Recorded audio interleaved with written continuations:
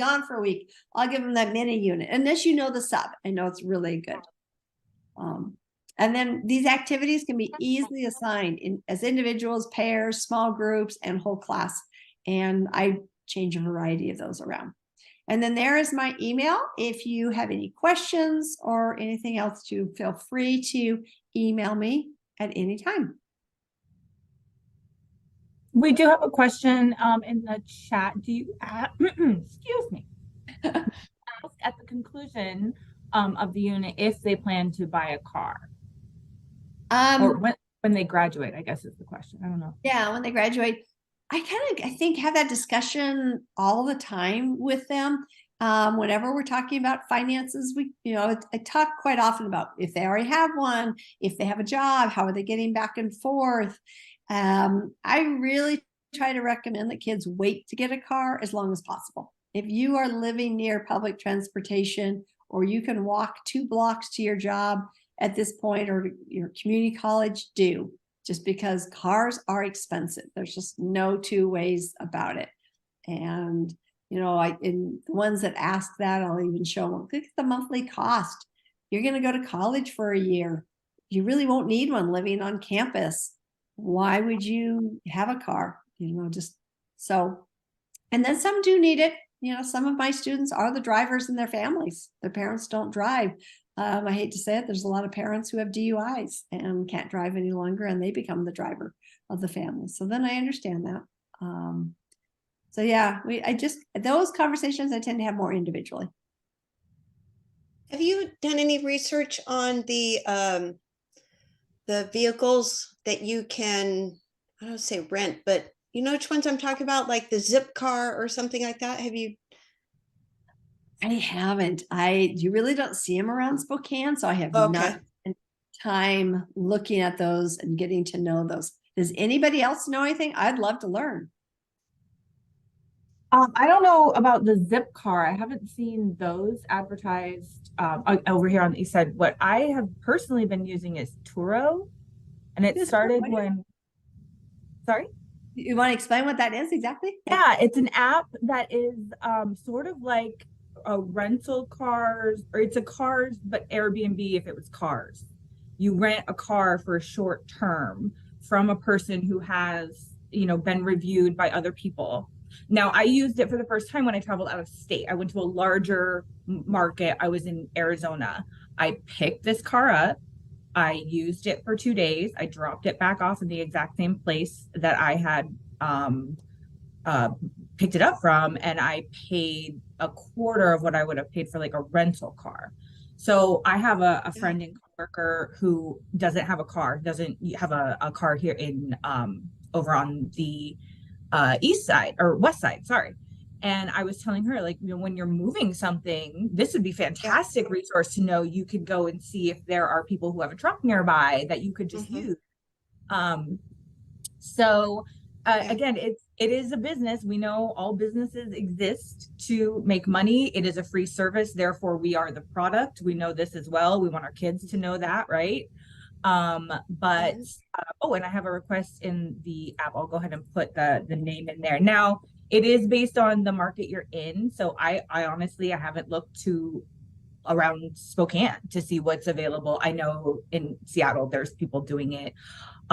So it would be kind of specific, but I think you have to have a license. You still have to go through all of those steps. You can choose insurance through the app, or you can choose your own insurance.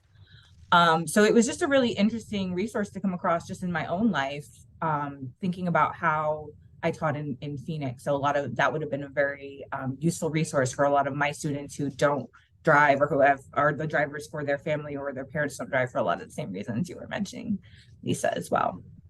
Well, I think for me, it's just to be knowledgeable that there's these options out there. So when I have students that are hesitant about taking public transportation, I can then say, well, if you're in Bellingham area, you could, you could get this, or have you thought about those vehicle shares that you can get your ride from here to there? So it's just like kind of thinking that ownership isn't really the only thing. And in other areas, public transportation or this look very differently. People have other options than where we might be. I live in a really small rural place or work, and I have to keep like saying, have you seen this? Do you know about this? Or in this area where the community college you're thinking about going, they have this, and having to force, maybe not force is the right word, but expand the idea that there are other stuff out there that my students haven't seen or know about.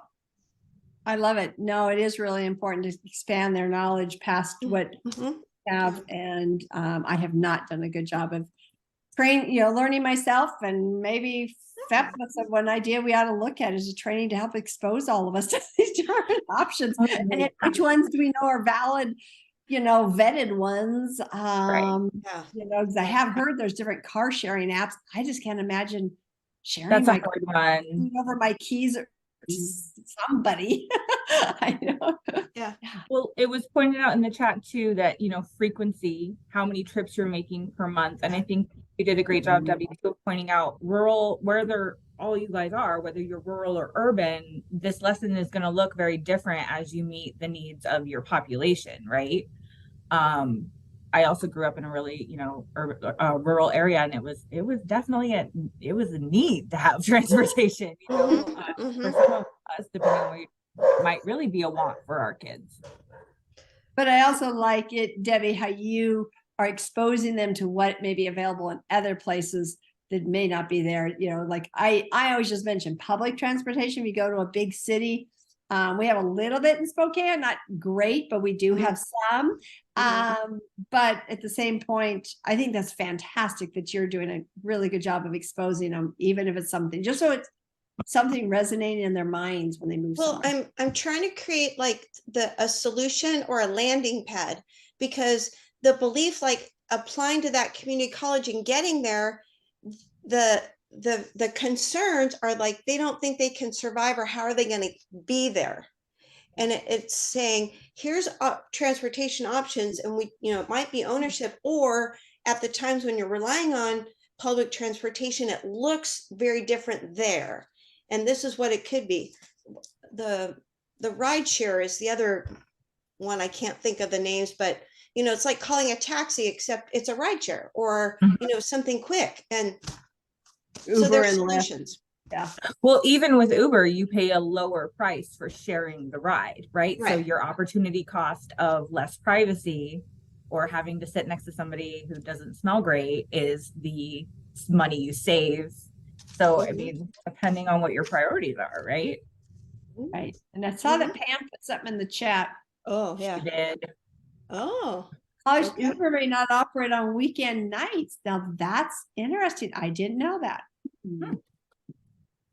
Well, we had just one more second. Yeah. I was gonna just put Next Gen up here. Yeah. Oh, I was gonna yes. put the website up for everybody to kind of take a look and see some of the resources that Lisa has been talking about. I have a login already, so of course, if I click up here, it's going to pop me in.